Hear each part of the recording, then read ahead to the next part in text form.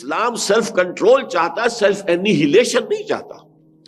یہ نظام رہبانیت کے اندر ہے کہ اپنے نفس کو کچل دو، بالکل کچل دو، اس کے سارے تقاضوں کو بانٹ دو۔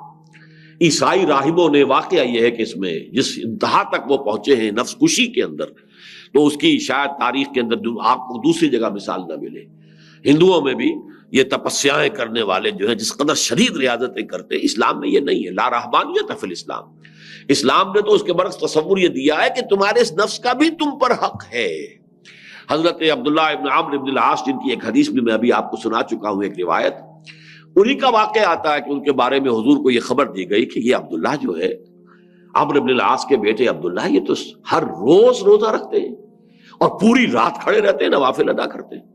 انہیں نہ اپنی بیوی سے کوئی غرض ہے، نہ کوئی دنیا سے کوئی اور تعلق ہے، کوئی دلچسپی ہے، بالکل نہ لوگوں سے ملنا جلنا ہے، الگ تھلگ ہے، اسی کام میں لگے ہوئے۔ حضور نے بلایا، یا عبداللہ اولا مخبر انک تصوم النہار وتقوم اللیل، مجھے تو یہ اطلاع دی گئی ہے تمہارے بارے میں کہ تم روزانہ روزہ رکھتے ہو اور پوری رات کھڑے رہتے ہو۔ عرض کیا بلا یا رسول اللہ، حضور ایسا تو ہے۔ فرمایا لا تفعل، ایسا ہرگز مت کرو۔ فإن لنفسك عليك حقا وإن لزوجك عليك حقا وإن لزورك عليك حقا، تمہارے نفس کا بھی تم پر حق ہے، تمہاری بیوی کا بھی تم پر حق ہے، تمہارے ملاقاتی وزٹرز جو آئیں زیارت کرنے والے، ان کا بھی تم پر حق ہے۔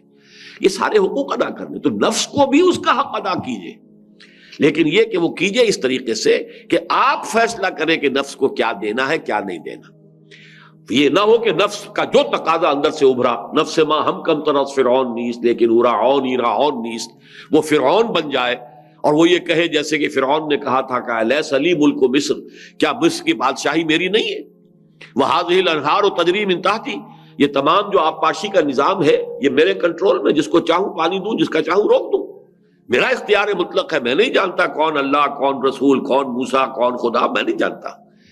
اسی طرح میرا نفس بھی کہتا ہے، امام روم فرماتے ہیں مولانا رومی کہ نفس ما ہم کم طرز فرعون نیست، یہ فرعون سے کم نہیں ہے۔ یہ بھی کہتا ہے یہ وجود میرا ہے، اس پر میری مرضی چلے گی، میرا تقاضا پورا ہوگا، میری خواہش کی تسکین کی جائے گی، مجھے اس سے بحث نہیں کہ حلال کیا ہے، حرام کیا ہے، جائز کیا ہے، ناجائز کیا ہے۔